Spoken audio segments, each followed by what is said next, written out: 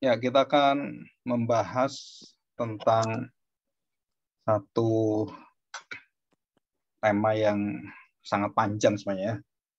Tema yang terus ada dalam sepanjang hidup orang percaya, yaitu pemeliharaan Allah.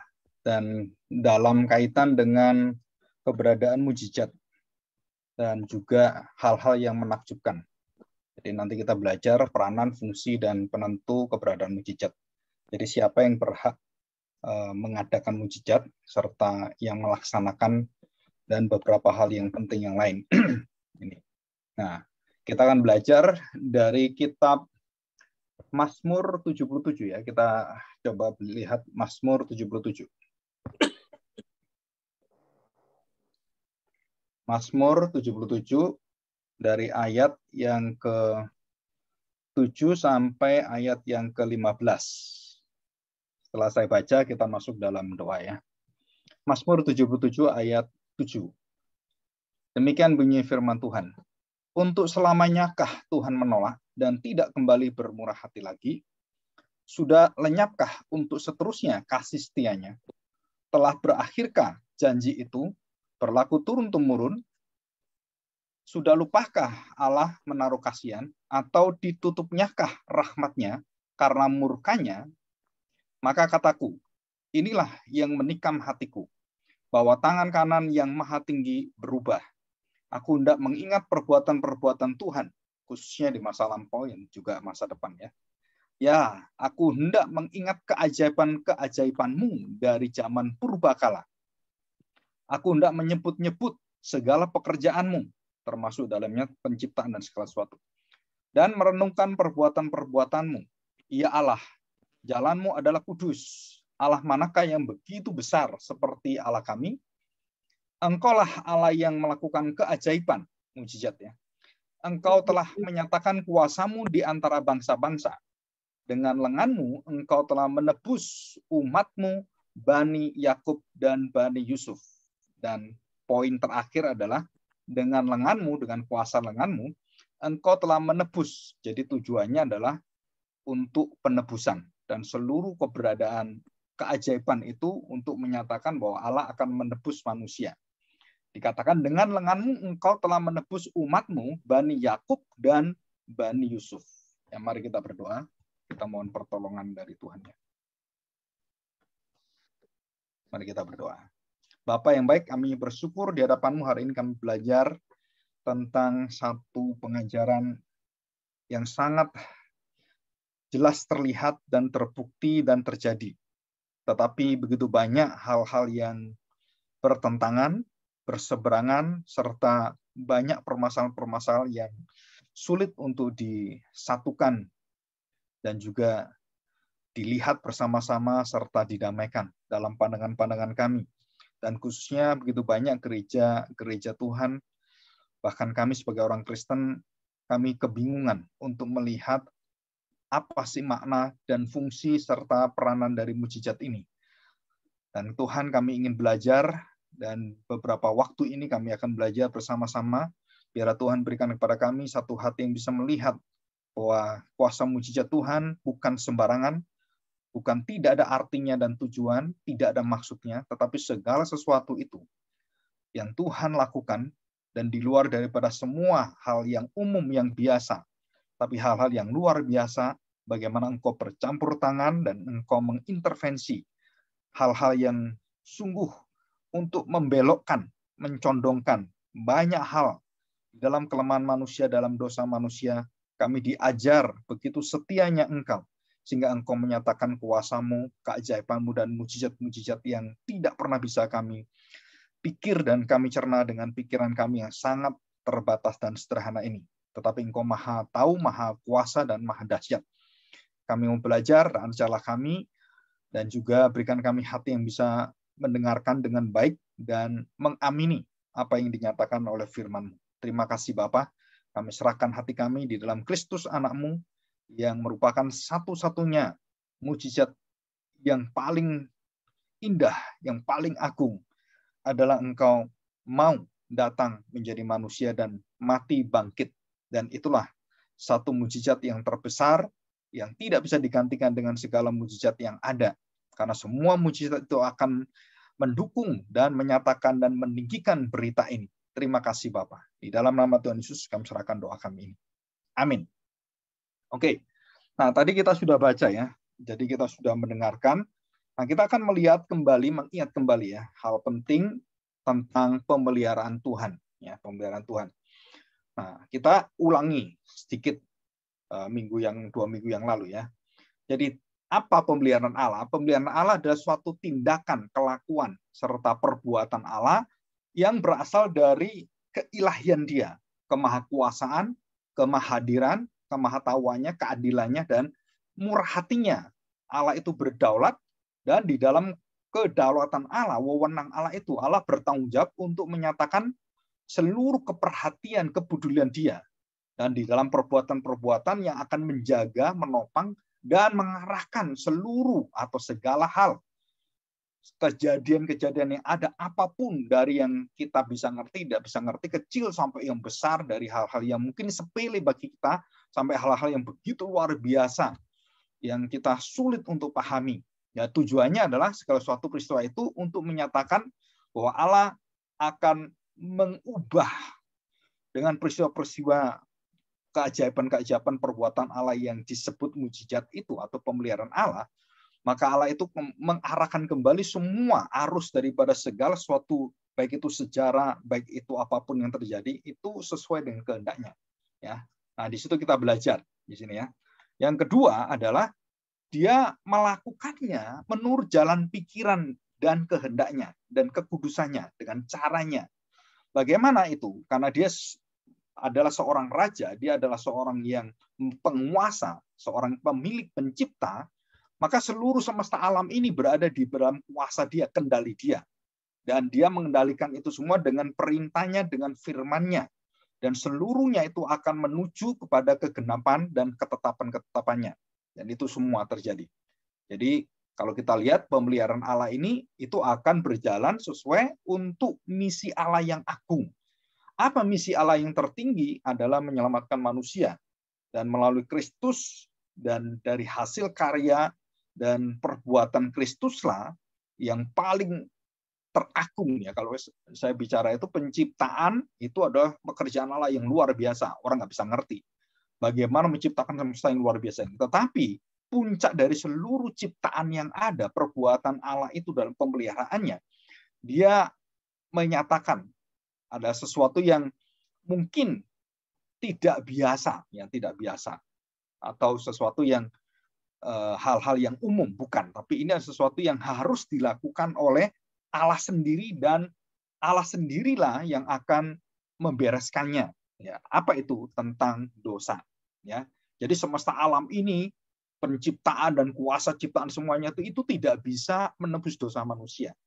Ya, Tuhan memelihara itu, dan kemudian Tuhan menyatakan satu jawaban, satu kuasa yang ajaib, yaitu dia akhirnya menyatakan, menjanjikan adanya juru selamat Mesias.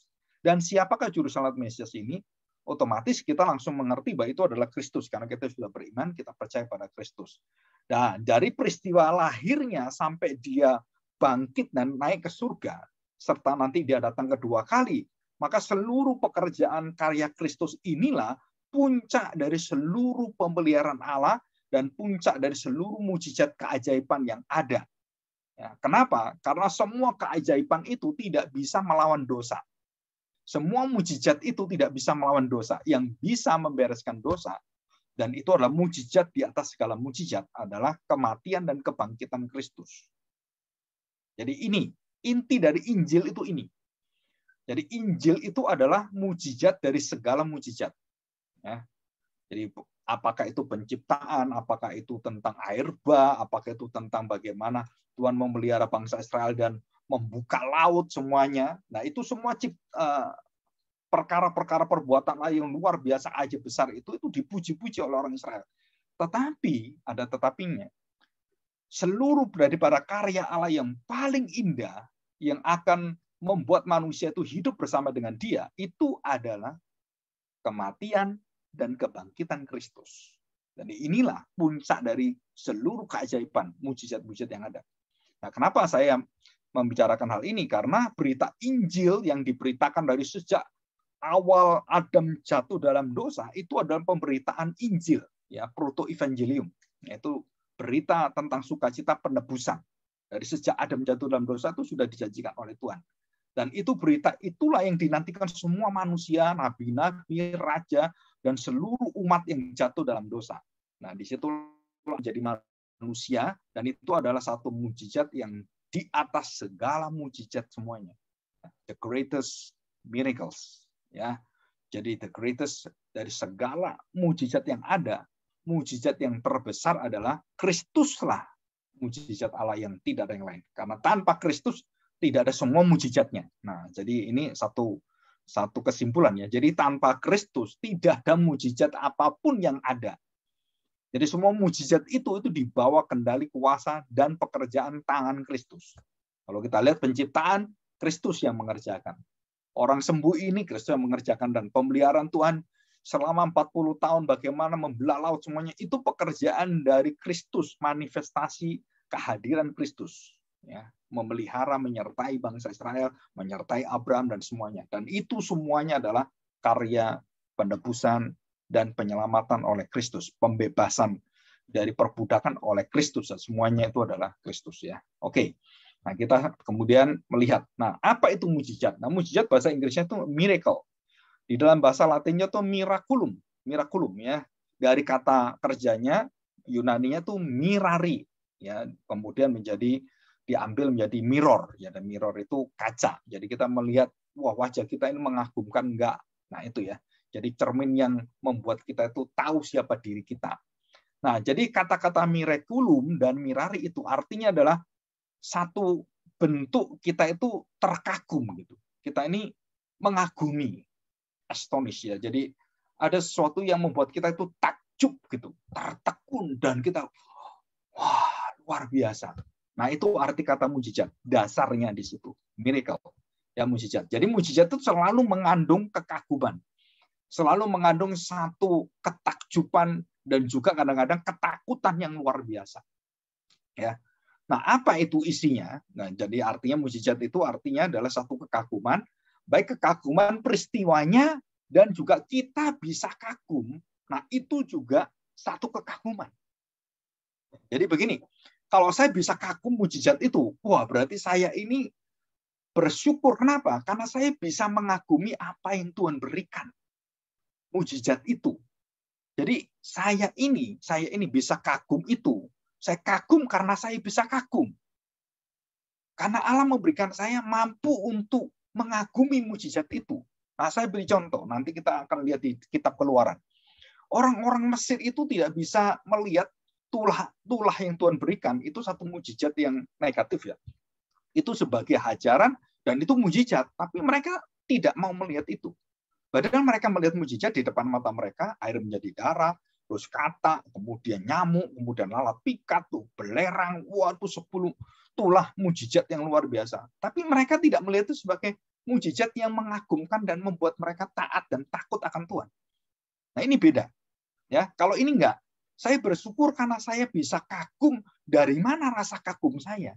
Nah, itu yang saya kagumi. Kenapa? Karena Allah lah yang membuat saya itu mengagumi, bisa mengakuinya, bisa mengaguminya. Jadi kekaguman, saya bisa melihat, mengagumi karya Allah, mujizat-mujizat dan pemeliharaan Allah, bagaimana perbuatan-perbuatannya itu luar biasa, saya kagum kepada itu. Tapi saya lebih kagum lagi, kenapa? Kok bisa saya kagum, ya? Orang berdosa, bajingan-bajingan, orang seperti Fir'aun dan juga para ahli sihir itu, kok nggak kagum? Kok saya bisa melihat itu sebagai satu ketaatan, satu kekaguman, satu hormat yang luar biasa. Mereka kok nggak hormat. Nah, di sini kita melihat, nah, inilah yang membuat kita itu kagum. Oh, Tuhan, terima kasih. Kenapa? Karena saya bisa melihat itu mujizat sebagai satu kekaguman karena Engkau memberikan saya bisa kagum. Ya. Jadi di sini.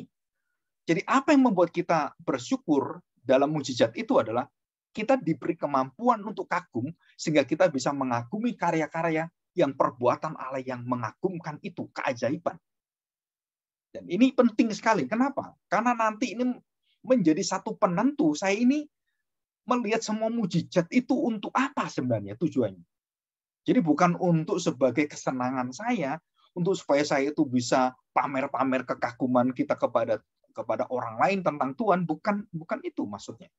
Tetapi membawa semua itu orang supaya hormat dan mencari bahwa mereka adalah orang-orang berdosa dan mereka perlu untuk ditebus oleh Tuhan yang mengagumkan dan keajaiban-keajaibannya. Dan termasuk di dalamnya adalah berita tentang Kristus dan Injil penebusan itu. Jadi kalau tanpa ini, semua mujizat itu menjadi kesia-siaan. Jadi mujizat 10 tulah, 10 mujizat yang ada di padang belantara diberikan Tuhan kepada bangsa Israel. Ini sia-sia bagi mereka yang tidak bisa mengagumi, yang tidak bisa taat, yang tidak bisa hormat dan takut akan Tuhan. Dan mereka dibinasakan Tuhan semua. Di padang belantara itu mayat mereka dibinasakan Tuhan. Dan mereka dibunuh oleh Tuhan. Di padang belantara, di padang gurun itu semuanya. Dan tergeletaklah iman-iman mereka. Ada yang dibunuh langsung, ada dibasuhkan dengan gempa masuk ke dalam bumi. Nah, saudara, kita tahu itu peristiwa semua. Karena mereka memberontak, karena mereka mengeluh pada Tuhan, mereka mencaci maki Tuhan, dan mereka menghujat Tuhan, serta mau membunuh Musa. Nah, itu semua dosa mereka. Dan dengan keajaibannya, dengan kuasanya, Tuhan seringkali waktu mereka mau memusuhi Musa, Tuhan turun dari kemuliaannya di kemah pertemuan itu, melindungi Musa. Coba bayangkan, kalau Musa tidak dilindungi oleh perbuatan Tuhan yang ajaib itu, wah, mereka menjadi satu manusia yang tidak ada batasnya, dan mereka bisa membunuh siapapun. Nah, tidak. Tuhan punya batas-batasnya. Kesabaran Tuhan, kemurahan hati Tuhan, itu ada batasnya. Ya, batasnya apa? Ya, keadilan, kekudusan dia.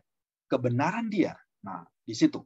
Nah, seperti yang kita tahu bahwa ada beberapa tulisan, termasuk C.S. Lewis dan Bapak Agustinus, serta banyak orang-orang zaman Bapak Iman sejarah gereja itu, yang mengatakan dengan jelas adalah begini, ya, mujizat. Mujizat adalah suatu peristiwa yang mengagumkan, jadi sesuatu yang mengagumkan Allah, membuat kita kagum akan siapakah Allah itu.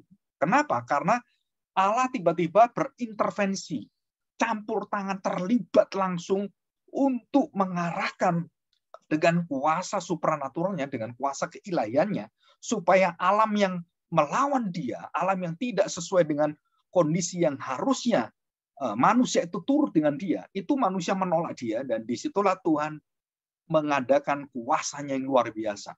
Ya, Sodom Gomora, cerita tentang Niniwe, bagaimana Yunus ditelan oleh ikan. Nah, itu banyak sekali peristiwa seperti itu ya. Jadi di sini katakan adalah intervensi, keterlibatan Allah secara langsung, dia mengendalikan semuanya. Ini dasarnya. Ya, dasar daripada kita melihat apa itu miracle ya. Jadi tujuannya kita sudah tahu. Dan semua peristiwa-peristiwa itu, semua mujizat itu karena perbuatan tangan Allah. Jadi perbuatan kuasa Allah. Dan Allah berhak untuk memakai agent ya, memakai perantara, apa itu malaikat, apakah itu nabi-nabinya, atau itu mungkin ada yang lainnya, atau binatang sekalipun bisa dipakai oleh Tuhan. Seperti burung gagak, ya, burung memberi makan Elia, atau seperti Biliam yang bisa keledai berbicara kepada Biliam gitu ya. Nah, itu semua yang dipakai oleh Tuhan, dan banyak hal yang itu ada satu mujizat bagi kita, sesuatu yang biasa. Padahal itu mujizat yang luar biasa. Nah, bagaimana saya bisa menerima mujizat ini? Nah, saudara, dasar secara pengertian apa yang kita tahu adalah pasti kita tahu benar, itu epistemologi. Pengetahuan tentang saya tahu kalau saya itu benar, pengetahuan saya benar itu dari mana? Nah, saudara, itu adalah dasarnya pengetahuan kita tentang pengenalan di dalam seluruh siapakah Allah itu. Jadi kalau kita tidak mengakui Allah seperti orang ateis, atau seperti orang liberal gitu, atau seperti teolog-teolog yang tidak memiliki hati sepenuhnya kepada Allah, maka mereka mengatakan bahwa mujizat itu sesuatu yang mitos saja. Yesus berjalan di atas air, kenyataan nggak ada orang berjalan di atas air. Dan 1 miliar manusia, dan semua manusia nggak ada yang bisa jalan di atas air. Dan Yesus bisa jalan di atas air. Menurut pengertian dia secara epistemologinya, secara filsafat pengertian dia, rasio dia, mengukur dengan rasionya, maka tidak ada orang berjalan di atas air. Jadi Yesus berjalan di atas air, dia bukan manusia. Dia adalah orang yang bohong. Nah, gitu. Ya, karena tidak ada orang berjalan di atas air sampai sekarang. Sejarah manusia sampai nanti akhir zaman pun nggak ada orang bisa jalan di atas air. Apalagi itu di tengah-tengah laut, gitu kan? Nggak ada. Nah, itu menjadi satu pengukuran. Ya. C.S. Lewis itu menentang ini. Walaupun kita tahu C.S. Lewis dan beberapa bapak gereja itu yang sebelumnya mereka adalah bukan orang Kristen. Mereka itu orang yang sangat bejat sekali. Agustinus apalagi, ya, seorang pezina dia. Ya. Nah, dasar epistemologi ini, dasar pengetahuan pengenalan Allah ini menjadi titik menerima atau menolak mujizat sebagai usaha tanggung jawab Allah untuk menjaga semesta alam supaya semua ini diatur sesuai dengan rencananya. Jadi dia kalau mau intervensi, itu ada suatu hal yang akan dia perbaiki. Dan itu intervensi dia. Dan semua intervensi semua dalam rencana ketetapan Allah itu tidak mengubah rencana apapun dari Tuhan. Ya, ini yang kita harus tahu. Ini sudah kita bahas itu ya. Jadi tentang Allah tidak berubah, sepertinya kita melihat Allah berubah. Dengan mujizat-mujizat itu seolah-olah Allah mengubah arah daripada sejarah manusia. Sebenarnya bukan. Itu di dalam pengetahuan Allah itu tidak ada masa lalu, tidak ada masa akan datang. Semua menjadi satu saat itu juga. Ya, Allah itu tidak punya masa lalu dan masa akan datang seperti kita yang terbatas dengan ruang dan waktu. Ya, Allah itu kekal. Yang ketiga kita lihat, ya. Dari dasar ini orang akan bisa menerima. Kalau saya menerima bahwa Allah pencipta, Allah mengendalikan semuanya, Dia maha kuasa, Dia maha tahu, Dia maha hadir, Dia mengerti segala-galanya, maka kita akan mengatakan orang-orang yang menerima konsep pengetahuan Allah ini sangat mudah mengerti dan menerima mujizat. Tetapi kalau dia menolak itu, maka dia sulit sekali menerima mujizat. Ya, ini yang dasar pertama. Kita lihat. Jadi Allah bertanggung jawab, Allah mengendalikan, Allah memelihara. Nah, mereka nggak mau tahu urusan itu. Ya, kita lihat sekarang. Yang ketiga, perhatikan baik-baik. Banyak orang yang seringkali sulit mengerti begini. Jadi kalau ada satu perbuatan ajaib dari Allah yang intervensi, nah kita harus tahu, bagi kita, ini laut terbelah itu luar biasa sekali. Ini ajaib sekali, siapa yang bisa melakukan ini? Tetapi bagi Allah, Allah itu nggak pernah melihat itu sebagai mujizat. Di dalam diri Allah, segala sesuatu itu normal saja. Jadi Allah itu tidak bisa dibuat seperti kita terkagum-kagum. Wah, kok bisa ya seperti itu? Nggak bisa. Segala sesuatu di hadapan Allah itu, semua itu sama semuanya. Di dalam diri Allah itu tidak ada yang bisa mengagumkan Allah. Allah bisa mengagumkan kita, tetapi di dalam diri Allah, alam semesta ini tidak bisa membuat Allah kemudian, wah kagum gitu. Nah, Allah mengagumi siapa? Yang mengagumi dirinya sendiri. Dia memuliakan dirinya sendiri. Jadi Allah tidak pernah kaget, Allah tidak pernah kemudian tersentak seperti itu dan terheran-heran seperti itu, atau mungkin dia terpesona dengan kondisi manusia yang begitu jahatnya atau begitu baiknya. Nah, saudara perhatikan baik-baik. Jadi di sini Allah itu adalah Allah yang sudah sempurna, nggak bisa ditambah, nggak bisa dikurang, perasaannya itu sempurna, kemuliaannya sempurna, pengetahuan sempurna, dan tidak ada sesuatu menambahkan pun dia menjadi kaget. Luar biasa. Ya, jadi di hadapan Allah, natural diri Allah, mujizat itu di hadapan Allah bukan mujizat. Itu sesuatu yang memang saya Allah. Tapi dalam diri kita melihat perbuatan Allah, wah luar biasa. Nah, saudara, ini perbedaan antara pencipta dan ciptaan. Nah, kita harus tahu bedanya ini.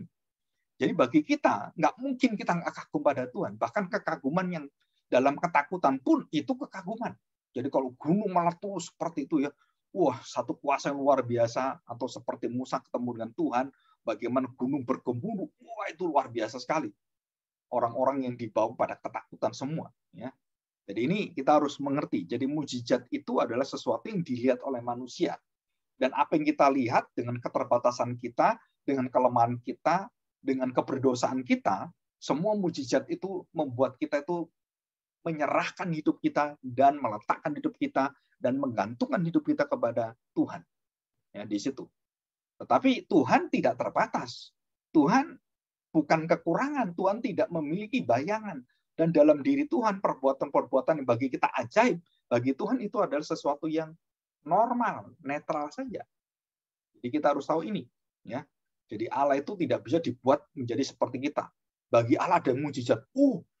Wah, kok bisa kamu? Nah, itu nggak ada. Ya. Jadi kita harus jelas ini. Oke. Supaya kita tahu semuanya. Jadi kita tahu. Ya.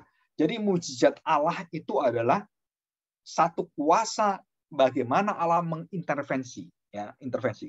Tetapi perhatikan, semua intervensi Allah mengintervensi itu bukan sesuatu yang harus dilihat sebagai mujizat.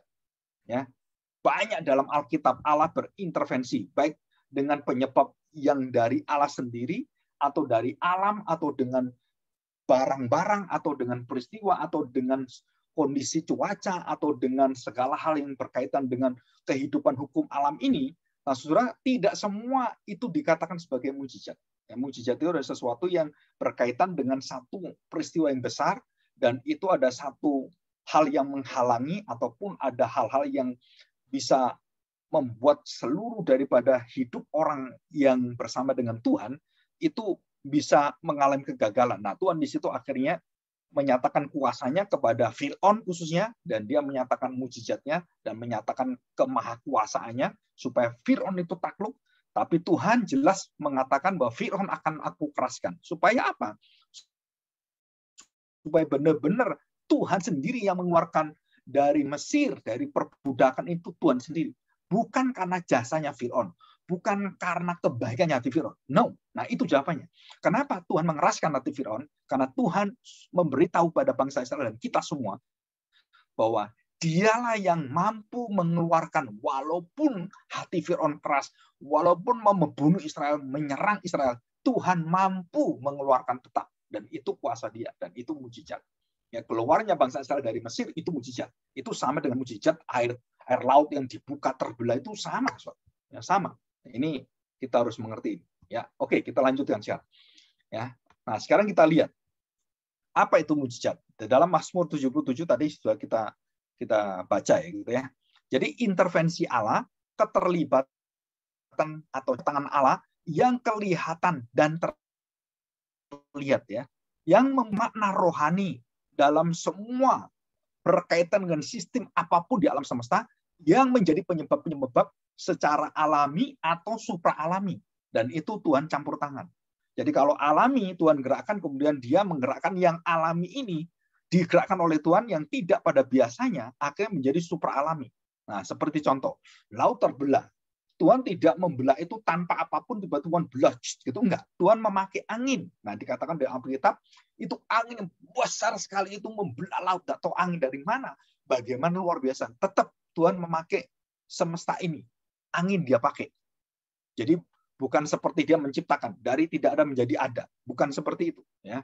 Tapi dia memakai semua hukum alam ini digerakkan oleh dia, angin, cuaca semua, dan kemudian dibelahlah laut itu. Jadi Tuhan tidak langsung membelah laut, enggak. Dia memakai kuasa yang ada, alam yang ada ini, angin dan hukum semua ini, dan dikendalikan Tuhan, dan dia bukan merusak hukum alam atau dia mengintervensi kemudian melanggar hukum alam, tapi dia menggerakkan hukum alam supaya menuruti Sang Pencipta, dan dialah yang mendalikan semuanya, dan itu hak dia karena dia menciptakan semesta alam, dia mengatur semesta alam, dan dia bercampur tangan, itu tidak melanggar apapun. Nah, ini artinya di situ.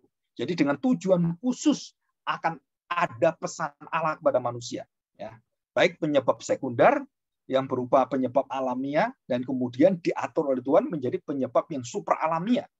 Jadi mujizat itu bukan berkontradiksi atau violence of the law atau natural law. Jadi merusak atau memperkosa hukum alam, tidak. Tetapi menyatakan bahwa ada hukum yang jauh lebih tinggi, yaitu hukum di dalam diri Allah sendiri, yang mengendalikan semua mujizat itu semua. Jadi ini pengaturan. Nah, kalau kita ngomong itu pengecualian. Jadi Allah bergerak karena ada sesuatu kejadian dan dia kemudian terlibat di dalamnya, intervensi, campur tangan. Nah, itu dinamakan pengecualian. Yang nanti saya akan jelaskan. Contoh-contoh yang ada dalam kehidupan kita sehari-hari itu bisa menjelaskan ini. Ya, jadi dalam hukum ilahi atau keberadaan Allah, tidak pernah ada kontradiksi antara pekerjaan Allah, perbuatan Allah, dengan sifat-sifat Allah. Jadi kalau Allah itu kudus, maka perbuatan Allah itu kudus. Kalau Allah itu adil dan benar, dia murah hati, maka semua perbuatan dia adalah adil, benar, dan murah hati. Dan tidak ada berkontradiksi. Mungkin bagi manusia yang melihat mujizat dan juga perkara-perkara perbuatan-perbuatan yang ajaib itu, peristiwa yang ajaib, itu kadang-kadang, loh kok bisa ya? Kok bisa ini nabrak ini ya? Kok bisa ini melawan ini? Bagaimana ini? Nah, bagi kita yang di bawah, yang terbatas, bukan Allah, tidak punya sifat ketuhanan, keilahian dalam diri kita, yaitu Tuhan sendiri yang memiliki. Kita nggak bisa menyambungkan ini sampai kapanpun, kita nggak bisa. Kenapa? Karena memang kita ciptaan, kita bukan pencipta. Jadi kita harus tahu bedanya ini. Jadi segala hal yang Tuhan lakukan itu tidak pernah berkontradiksi, maka semua menjadi serasi semuanya. Jadi semua mujizat Allah itu adalah shalom. Ya, menyatakan shalom Allah. Jadi bukan menyatakan kerusakan, menyatakan bahwa semesta ini disyalomkan Allah. Ya, seperti Tuhan Yesus waktu ada ombak yang besar, murid-muridnya ketakutan luar biasa, dan dia kemudian berdiri dan dia menegur, ya, memerintah ombak dan laut itu tenang. Ya, disuruh tenang artinya berdamai, damailah, tenanglah, shalom. Ya, tenanglah. Dan laut itu langsung tenang. Dari mana kok bisa tenang? Wow, seperti itu luar biasa. Tiba-tiba tenang. Dari mana? Karena dia tidak melanggar hukum daripada gelombang ombak yang ada angin dan ombak yang besar dan dari mana semuanya. Dan dia memerintahkan supaya tenang. Dan dia yang punya hak adalah dia. Karena dialah yang menciptakan ombak, dia menciptakan langit, dan dia mengatur semua ombak, angin semuanya, dia atur semuanya. Jadi dia berhak untuk mengatur itu. Ya, di sini. Oke, kita lanjutkan sekarang. Ya. Apakah mujizat itu mungkin aktual terjadi? Nah, banyak orang bertanya. Beberapa orang yang tidak percaya kepada Tuhan ataupun yang meragukan ada mujizat, dan banyak pendeta-pendeta sekarang yang meragukan mujizat juga. Nah, saudara perhatikan. Saya memberikan contoh. Kalau ada jejak kaki di pantai, kita langsung berkata, oh berarti ada orang yang jalan di sini. Ya kan? Nah, kalau nggak ada jejak kaki, apakah ada orang jalan di sini? Ya nggak ada, jejaknya nggak ada.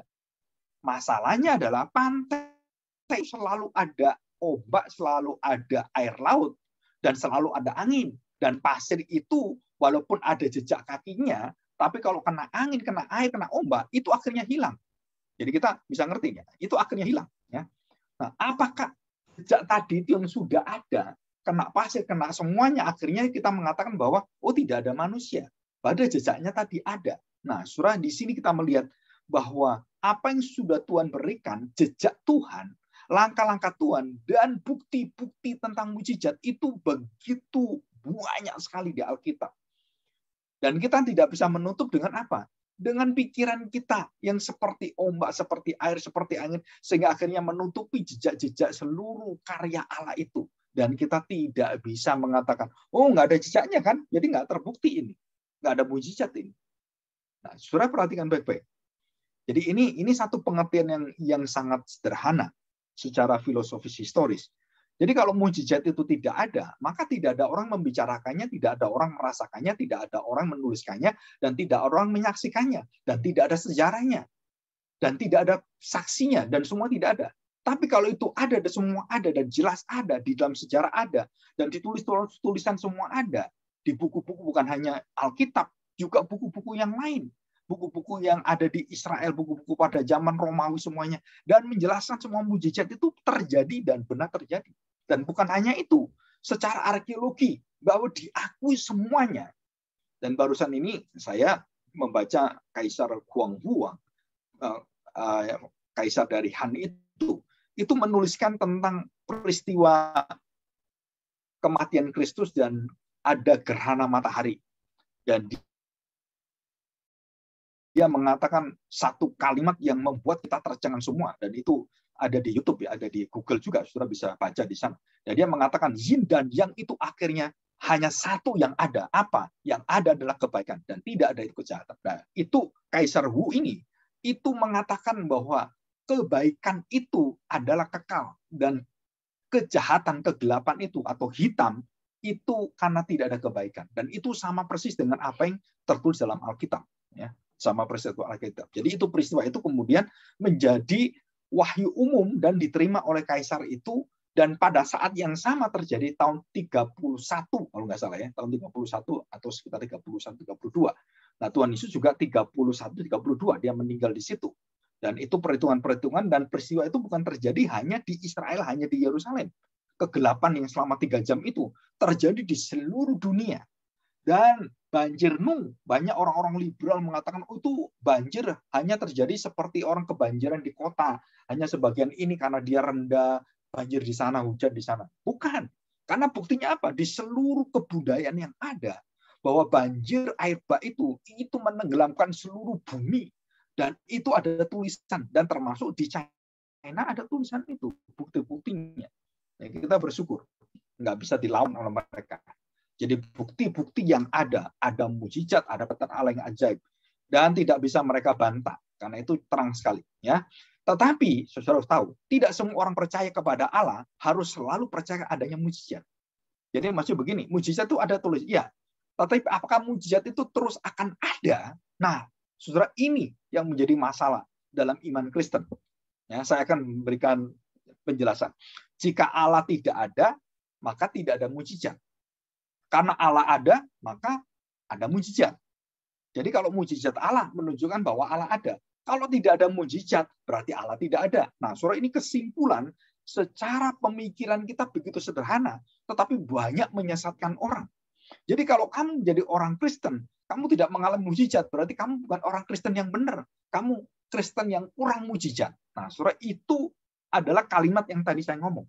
Kalau kamu orang Kristen, maka kamu percaya Allah. Kalau kamu percaya Allah, maka kamu percaya mujizat.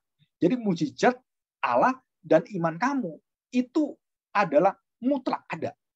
Jadi Allah kalau tidak melakukan mujizat pada kamu, maka Allah tidak ada dan kamu tidak beriman. Nah, ini yang menjadi satu pengajaran yang merusak iman Kristen dan menjadi pengajaran yang toksik. Toksik itu apa? Meracuni semua hati orang percaya, dan khususnya gereja-gereja yang mengandalkan dan terus mengagungkan seluruh daripada ibadahnya itu mujizat terus saja.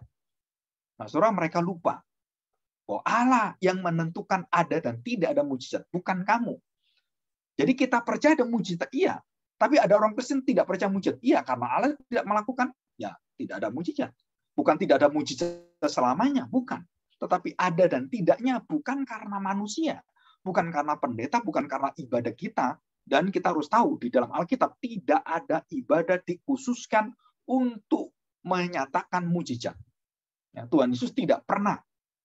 Tuhan Yesus selalu memulai dengan pengajaran-pengajaran atau dalam peristiwa dia berjalan, ada orang yang sakit, dia sembuhkan. Dan itu semua tidak ada rancangannya. Jadi kalau sekarang ini banyak orang pendeta-pendeta, mengabarkan, ayo mujizat. Hari ini ya kumpul semua orang di sini. Nanti acara ini akan dilakukan mujizat. Itu tidak pernah Tuhan Yesus lakukan, tidak pernah rasul-rasul lakukan, dan tidak pernah gereja yang benar lakukan. Kenapa? Karena itu melawan semua prinsip yang ada dalam Alkitab. Karena mujizat itu hak privilege, hak istimewa dari Tuhan sendiri. Jadi kalau saya dipakai, tiba-tiba saya ibadah dipakai, dan orang kemudian saya doakan orang buta sembuh. Nah, saudara, itu adalah perkara Tuhan yang bekerja. Jadi bukan saya rancang. Semua orang yang buta datang sini semua. Nanti saya sembuhkan semua. Nah, semua itu melawan apa yang diajarkan oleh Alkitab. Saudara, ini sesuatu yang betul-betul kita harus teliti, kita harus buktikan, kita harus uji dengan firman Tuhan. Tapi kenyataannya, jemaat-jemaat dan orang Kristen senang sekali mencari-cari seperti ini, saudara. Saya tuh kadang-kadang sampai heran sekali. Kok bisa ya? Nah, di sini, saudara. Karena mereka dicekokin apa? Kalau kamu orang Kristen percaya ada Tuhan, percaya Tuhan Yesus, percaya Roh Kudus, kamu percaya mujizat. Dan mujizat itu ada, dan kamu harus klaim. Kalau imanmu benar, pasti mujizat terjadi. Nah, ini semua toksik. Ini semua ajaran yang meracuni jemaat, dan jemaat tidak bisa melihat iman yang benar, iman yang mampu menerima. Kalau tidak ada mujizat, saya tetap beriman. Ada mujizat, saya tetap beriman. Tidak ada mujizat, saya tetap beriman. Karena iman saya bukan pada mujizat terjadi atau tidak terjadi mujizat. Iman saya kepada pembuat mujizat dan juga yang tidak memberikan mujizat. Dan barulah dia benar imannya. Nah, kita selama ini mengajarkan, dan banyak orang-orang dicekokin dengan pengajaran-pengajaran yang betul-betul membutakan dan merusak kita semua. Ya. Kenapa? Ya itu tadi. Jika kamu orang Kristen beriman, maka mujizat pasti terjadi. Dan itu janji Tuhan, dan itu ada di Alkitab. Jadi mereka mengeneralisasi bahwa mujizat itu miliknya orang Kristen semua dan pasti terjadi asal imanmu benar, imanmu kuat. Saudara, itu ajaran dari mana, saudara? Tuhan Yesus berdoa tidak dijawab oleh Tuhan. Maka dia tahu apa rencana Tuhan. Rasul Paulus dijawab juga sama. Bahkan Rasul Paulus ingin mengabarkan Injil ke Asia, ke Bitinia, ke daerah timur. Roh Kudus melarangnya. Bayangkan Roh Kudus melarang. Loh, kok Roh Kudus melarang? Saya kan berbuat misi. Kan saya memuliakan Tuhan untuk menyatakan kerajaan Allah. Loh, kenapa dilarang? Oh, kamu kurang iman. Oh, nggak bisa, saudara. Jadi Rasul Paulus pun punya keinginan-keinginan tetap Roh Kudus yang mengatur. Kamu nggak boleh ke sana, kamu ke sini. Dan disitulah ada seorang nabi datang dan menyatakan bagaimana Paulus itu akan dirantai dan bagaimana mereka semua akan mengalami kalau Roh Kudus akan mengarahkan mereka. Dan Roh Kudus memberitahukan bahwa kamu akan dipenjara, kamu tidak bisa mengabarkan Injil lagi. Saudara, dan semua ini terbukti. Jadi jelas sekali bahwa tidak semua orang percaya itu bisa menerima mujizat, bahwa semua hidup itu pasti terjadi mujizat. Ya, saudara, ini kita harus tahu. Dan tidak semua orang Kristen yang betul-betul percaya kepada Tuhan itu selalu menuntut akan adanya mujizat. Atau banyak orang Kristen yang menuntut mujizat supaya Tuhan itu diakui oleh dia, baru kamu Tuhan. Kalau kamu nggak ada mujizat. Kalau gereja ini gereja, pasti harus ada mujizat. Dan tidak boleh ada gereja yang tidak ada mujizatnya. Nah, saudara, itu semua adalah pengajaran yang meracuni. Saudara. Kita tahu ini. Ya, kita tahu. Semua nabi itu pasti bisa melakukan dan membuat mujizat. Saya tanya, siapa bilang? Siapa bilang? Nabi terbesar yang Tuhan Yesus katakan adalah nabi yang tidak menyatakan satupun mujizat tidak ada dalam hidupnya. Saudara, siapa nabi yang terbesar yang diakui oleh Tuhan Yesus? Seluruh perjanjian lama diwakili oleh nabi ini. Siapa? Yohanes Pembaptis. Dan Yohanes Pembaptis tidak pernah melakukan mujizat. Tidak pernah membuat orang kesembuhan. Nggak ada. Saudara. Dan bahkan Yohanes Pembaptis matinya dipenggal. Kepalanya dipenggal, ditaruh di tampan. Dan dipersembahkan pada Herodes. Saya tanya, apakah Nabi harus melakukan mujizat? Enggak. Apakah Nabi juga bisa melakukan mujizat? Bisa. Dan semua bukan karena Nabi itu. Bukan. Karena Tuhan. Sempat goncang iman daripada Yohanes. Bagaimana dia bisa goncang seperti itu? Ya, oke, kita akan melihat bukti Alkitab ya. Nanti kita minggu depan kita pelajari lagi. Ya, bukti Alkitab. Nah, saudara, sebelum saya membahas tentang bukti Alkitab, ini tentang satu contoh lagi ya. Kemarin saya pikir-pikir, kemudian saya menemukan contoh ini. Kalau nggak salah ini bukunya Peter Cliff, saya lupa. Ya, nah saudara perhatikan, ini ada satu alur drama dan kemudian saya sutradara. Dan yang menulis semua saya, dan yang merancang dan yang mengatur dan yang memberikan peran-peran aktornya siapa, artis siapa, apa yang dia perbuat itu saya sutradara dan saya penulis semua naskah yang ada dan saya bisa mengarahkan kemanapun cerita drama ini. Jadi semua yang ada di situ begitu saya lihat, oh rasanya ini saya mau ubah ini. Nah itu wewenang dari hak sutradara dan penulisnya itu. Jadi dia mengatur semuanya. Ini harus begini. Dan kalau itu semakin baik, wah ini supaya lebih semakin bagus, ini saya buat kamu terpisah dulu. Wah nanti gak enak. Itu orang-orang yang mendengarkan sudah ingin kita ini sudah ketemu sebagai pasangan yang baik, yang sudah begitu luar biasa. Wah kenapa dipisahkan? Supaya cinta kamu tuh lebih terbukti.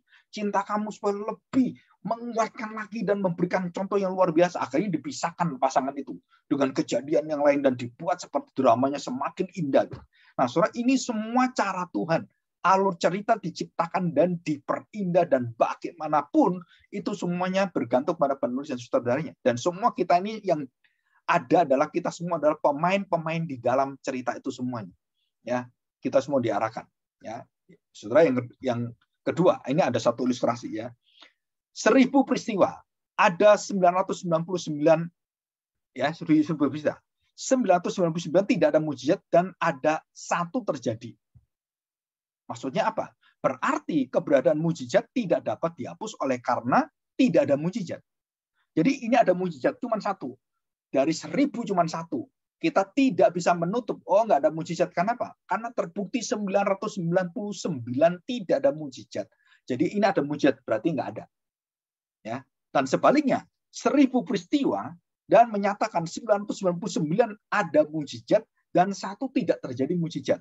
Berarti Allah tidak mungkin tidak melakukan mujizat. Jadi ini semua jelas. Dari sisi negatifnya kita melihat dan kita bisa membuang yang mujizat kita tidak percaya. Dari sisi positifnya ada 999 mujizat dan satu tidak ada mujizat. Berarti kita harus tahu bahwa satu mujizat tidak ada, saudara, bagi orang yang rasionalis, dia pegang untuk menutup yang ada. Ya, yang rasionalis. Bagi orang yang beriman, 999 ada mujizat, maka satu tidak ada mujizat, itu dinyatakan kamu kurang beriman. Kenapa bisa seperti itu?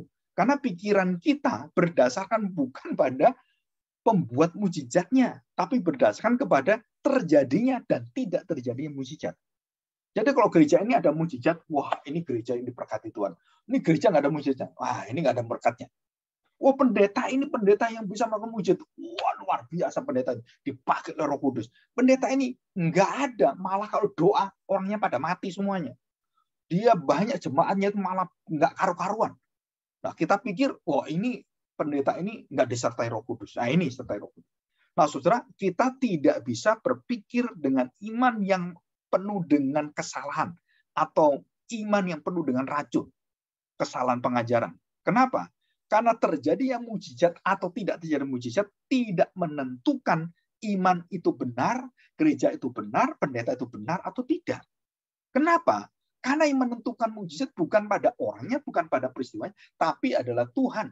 Untuk maksudnya dia, bukan untuk maksud kita, bukan membesarkan nama gereja kita. Maka gereja-gereja yang melakukan mujizat itu didatangi orang banyak. Dan gereja yang tidak ada mujizatnya, kamu nggak ada kuasanya. Nah, di situ kita lihat, berarti orang sudah dibawa oleh kuasa kegelapan dan dibawa dengan satu pikiran iman yang merusak, iman yang penuh dengan racun, yang penuh dengan bisa itu, penuh dengan kelemahan yang betul-betul mematikan seluruh daripada hati yang benar, itu membawa kita kemudian menyeret banyak jemaat Tuhan. Itu akhirnya secara tidak sadar mereka menolak mujizat yang sejati. Apa mujizat sejati? Injil, berita Injil. Yang menentang mereka adalah mereka yang percaya mujizat. Semuanya itu menentang mujizat di atas segala mujizat. Apa itu? Hidup baru, lahir baru. Kalau itu kamu tidak pernah lahir baru, dan kamu cuma ingin mencari aku, hanya mendatangi aku, hanya mencari mau makan, hanya ingin melihat mujizat, Tuhan Yesus mengatakan apa? Kamu keluar, tak usir semuanya. Jangan cari saya, nggak ada gunanya. Itu Tuhan Yesus. Pada Yohanes pasal 4, Yohanes pasal 6. Tuhan Yesus mengusir orang-orang yang mencari hanya karena ingin melihat mujizat, ingin mencari makan, supaya membuktikan semuanya. Tuhan Yesus katakan, aku tidak butuh murid-murid seperti ini. Saudara, dan itu cara Tuhan Yesus. Ya, oke, kita lihat sekarang ini ya. Di dalam Keluaran. Nah, kita lihat ini. Saudara perhatikan. Allah itu melibatkan secara aktif dan Tuhan mengatakan, aku akan menyertaimu, Musa. Dan kamu, waktu disertai oleh Tuhan, Musa melihat dirinya, kelemahan dirinya, dan Tuhan mengatakan, Harun menjadi juru bicaramu. Ya, jadi tetap nggak bisa. Jadi penyertaan Tuhan, pemeliharaan Tuhan itu tidak bisa kalah karena kamu tidak bisa, karena kamu gagap bicara, kamu nggak bisa bicara. Nggak bisa. Kamu tetap harus menjadi juru bicaraku, nabiku. Ya, Harun membantu kamu. Dan akhirnya Musa yang bicara terus, bukan Harun. Ya, kepada Fir'aun. Nah, saudara kita lihat dalam Keluaran. Kita lihat ya. Kita buktikan. Keluaran pasal yang ke-7, ayat 3 dan 4. Ya. Ini waktunya terus berjalan ini ya. Tetapi aku akan mengeraskan hati Fir'aun dan aku akan memperbanyak. Nah, perhatikan. Aku mengeraskan hati Fir'aun dan dia memperbanyak mujizat-mujizat, tanda-tanda dan mujizat yang kubuat di tanah Mesir. Luar biasa, Saudara. Saudara, saya tanya sekarang. Kenapa gereja-gereja kok ingin mujizat? Karena Tuhan keraskan hatinya dan Tuhan kasih mujizat yang banyak untuk menghukum gereja, untuk menghancurkan iman yang rusak itu. Bisa nggak? Bisa. Jadi mujizat tandanya adalah gereja keras hati dalam rencana Tuhan. Bukan tambah baik, saudara. Seperti Fir'aun. Aku akan memperbanyak tanda-tanda dan mujizat-mujizat yang kubuat di tanah Mesir. Untuk apa? Supaya kamu tahu, Fir'aun tidak akan bisa lembut hatinya. Walaupun mujizat itu ada, mereka tidak akan percaya dan tidak akan memberikan kesempatan. Di situ, saudara. Jadi ini jelas sekali. Bila mana Fir'aun tidak mendengarkan kamu, maka aku akan mendatangkan tanganku kepada Mesir dan mengeluarkan pasukanku, umatku, orang Israel, dari tanah Mesir dengan hukuman-hukuman yang berat sekali. Dan akhirnya Tuhan hempaskan, Tuhan hapus Mesir dari muka bumi selamanya. Ya. Oke, ayat 11 kita lihat. Ya. Kemudian Firaun pun memanggil orang-orang yang berilmu dan ahli-ahli sihir. Dan mereka pun, perhatikan saudara, mereka pun ahli-ahli sihir Mesir itu membuat demikian juga dengan ilmu mantra mereka. Tongkat jadi ular, mereka bisa kerjakan. Mujizat, iya. Setan bisa kerjakan. Sama bisa tongkat jadi ular. Apakah itu trik sihir? Saya nggak tahu. Tapi itu terjadi. Dan di depan Musa, di depan Harun itu terjadi tongkat jadi ular. Kalau mereka dari Tuhan, tongkat jadi ular. Nah, sekarang tongkat jadi ular dari Tuhan dan dari ahli sihir. Menang mana? Nah, kita lihat buktinya. Tongkat yang dari Tuhan, tongkatnya Musa itu yang dilemparkan, terus kemudian jadi ular, gitu kan? Dan kemudian tongkat orang-orang Mesir tadi ahli sihir jadi ular, dan semua tongkat yang palsu itu, sihir itu, ditelan dan semua ditelan oleh tongkatnya Musa yang jadi ular itu. Artinya apa? Jadi dewa ular, dewa Mesir, dewa yang ada di sana, itu ditaklukkan oleh Kristus. Ditaklukkan oleh Tuhan di dalam tongkat pengebalan itu. Dan kita lihat ular adalah lambang daripada kematian dan lambang daripada ular tembaga nanti. Itu semua adalah bagaimana Kristus menyelamatkan orang dari dosa. Dan itu melawan semua dewa-dewa ular yang ada di Mesir. Jadi ular. Dan semua mujizat Tula itu, saudara, itu semua berkaitan dengan dewa Mesir, 10 dewa Mesir. Ya, saudara harus tahu ini. Termasuk dewa matahari Ra. Ya. Oke, kita lanjutkan. Ayat 13. Tetapi hati Fir'aun berkeras sehingga tidak mau mendengarkan mereka keduanya seperti yang telah difirmankan Tuhan. Jadi nggak mau. Kita lihat pasal 8 sekarang ya. Ya, pasal 8. Tadi air jadi darah, mereka bisa. Terus kemudian tongkat jadi ular, mereka bisa. Katak mereka bisa. Nyamuk mereka bisa. Jadi 4 mujizat, 3 tula, dan 1 mujizat. Orang Mesir bisa menirukan mujizat ini. Ya, ini buktinya, saudara. Ya, kita lihat. Ayat 7. Keluaran pasal 8 ayat 7. Tetapi para ahli itu pun membuat demikian juga dengan ilmu-ilmu mantra mereka. Sehingga mereka membuat kata-kata bermunculan meliputi tanah Mesir. Bisa loh mereka. Tiba-tiba kata datang semua. Bok, semua datang. Sama seperti Tuhan lakukan, orang-orang ahli sihir Mesir bisa lakukan. Bukan hanya dengan kata, termasuk dengan nyamuk. Ayat 18. Para ahli itu pun membuat yang demikian juga dengan ilmu-ilmu mantranya untuk mengadakan nyamuk-nyamuk. Tetapi mereka tidak dapat. Nah, di sini mereka tidak dapat. Demikian nyamuk-nyamuk itu hingga pada manusia dan pada binatang. Nah, perhatikan. Jadi yang 4 kali ya. Jadi 1 tula, 1 tongkat jadi ular, itu mereka bisa. Terus kemudian air jadi darah mereka bisa. Katak mereka bisa. Nyamuk, nah mereka nggak bisa. Pada tula yang ketiga, mereka berusaha menyatakan sihirnya. Dan yang ketiga ini mereka ingin bisa, mereka nggak mampu. Dan selanjutnya mereka nggak mampu. Apakah mereka percaya? Akan mereka kemudian, oh ya Tuhanmu luar biasa. Aduh, sudahlah, ya sudah. Fir'aun raja. Jangan. Udah biarkan mereka. Ini bahaya sekali. No, mereka berkeras hati. Fir'aun berkeras hati. Seluruh Mesir berkeras hati. Ahli sihir berkeras hati. Dan seluruh bangsa Mesir berkeras hati. Ya. Jadi 4 hal bisa dilakukan oleh ahli sihir Mesir. Dan yang keempat, kata ini mereka tidak bisa lakukan. Kata. Nah, saudara, apa maksudnya di sini? sebagai penutup. Saudara pikirkan. Jadi bukan hanya Allah yang bisa melakukan mujizat. Ya, bukan hanya Allah. Bahkan kuasa kegelapan itu bisa lakukan. Saudara harus hati-hati sini. Tetapi roh-roh jahat, iblis atau Lucifer mempunyai karya yang bisa melakukan seperti Allah. Itu ada batasnya. Yaitu batasnya apa? Nyamuk. Di sini kamu nggak bisa keluar batasnya. Dan batas yang ketiga, tulah yang ketiga, kamu tidak bisa tiru. Dan kuasa kegelapan dunia roh tidak bisa tembus ini. Nah, saudara, itu ada batasnya dari Tuhan.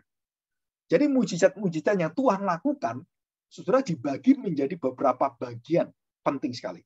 Hanya Allah bisa melakukan, dan kemudian malaikat bisa melakukan, dan iblis bisa lakukan, dan nabi-nabinya bisa lakukan, dan rasul-rasul bisa lakukan, dan hanya Kristus melakukan yang tidak bisa dilakukan oleh siapapun.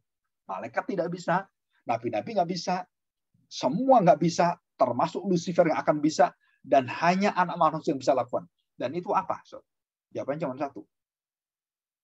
Saudara, jawabannya cuma satu. Membereskan dosa. Dan itu tidak mungkin dilakukan oleh iblis. Karena iblis tidak bisa membereskan dosanya sendiri. Dan pengampunan, penebusan, dan karya dia mati dan dia bangkit, dia menjadi manusia, tidak ada yang bisa melakukan. Dan hanya Kristus bisa melakukan. Allah menjadi manusia, nggak ada satu nabi pun bisa lakukan ini. Dan tidak ada malaikat bisa lakukan ini. Allah menjadi manusia.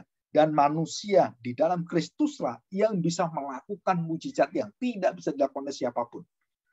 Jadi saudara, kalau kita lihat secara jelas, bahwa kuasa mujizat yang Tuhan Yesus lakukan seperti membelah air laut, ya, membelah air laut, dan banyak mujizat yang lain yang tidak mungkin dilakukan oleh setan dan dunia roh.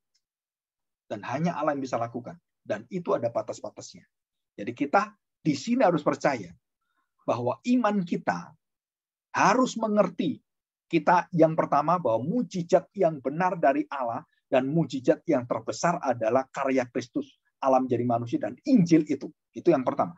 Yang kedua, ada mujizat-mujizat yang dilakukan oleh orang-orang lain, oleh gereja, pendeta-pendeta, yang bukan berasal dari Tuhan. Dari mana itu? Dari kegelapan.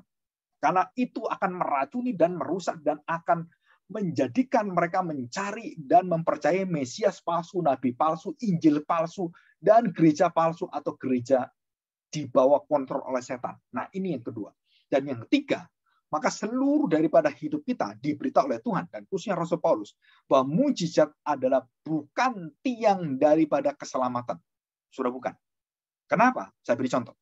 Fir'aun dan semua ahli sihirnya tidak pernah hatinya bertobat karena tahu betul mengakui mujizat dan tidak bisa membantah mujizat itu ada di depannya dan mereka tetap berkeras hati. Jadi artinya yang ketiga, mujizat itu ada tidak menjadi jaminan orang itu percaya pada Tuhan atau dilahirbarukan.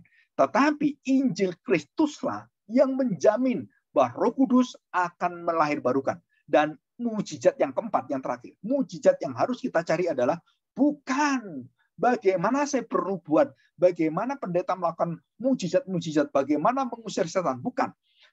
Yang harus dicari, yang tertinggi adalah bukan perbuatan-perbuatan dan berbahasa roh, bukan.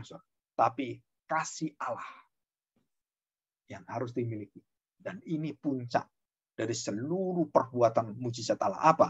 Allah menyatakan kasihnya. Betapa besar kasih Allah. Dan itu mujizat dari segala sesuatu di atas segala mujizat yang lain. Dan hanya mujizat inilah yang bisa membuat orang akhirnya bersekutu dengan Tuhan.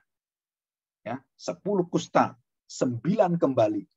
Dan hanya satu yang kembali. Bukan 9. 10 kusta kembali pada dunia 9, kembali pada Tuhan 1. Saudara bayangkan 10. Dan kita diberitahu. Kenapa banyak hal yang kita tidak boleh menjadikan mujizat sebagai ukuran iman, sebagai ukuran sah gereja itu diberi kuasa oleh Tuhan atau tidak. Dan kita ukur dengan mujizat-mujizat itu semua. Jawabannya, saudara, kita harus tahu bahwa ukuran bukan pada mujizatnya, tetapi kepada hadirnya Tuhan. Jadi Tuhan hadir, dia bisa memberikan pernyataannya dengan mujizat dia memelihara kita, atau dia tidak memberikannya supaya kita teguh tahan sampai mati, dan kita kemudian seperti Sadrak, Meshak, Abednego dibakar, seperti Polikarpus dibakar hidup-hidup, dan dia mati dan dia memuji-muji Tuhan. Dan itu mujizat. Mujizat itu. Martirnya seseorang yang tidak menerima mujizat, Yohanes dipenggal kepalanya, dan itulah satu-satunya mujizat yang dialami Yohanes. Apa mujizatnya? Dia akan menerima jaminan keselamatan dari Kristus. Dia akan bersama dengan Kristus. Dan itulah yang kita ingin. Ya. Kita bersyukur, kita berdoa, dan kita mohon pertolongan Tuhan supaya kita diberi kuasa untuk mengerti mujizat ini, dan kita bisa sungguh-sungguh belajar kembali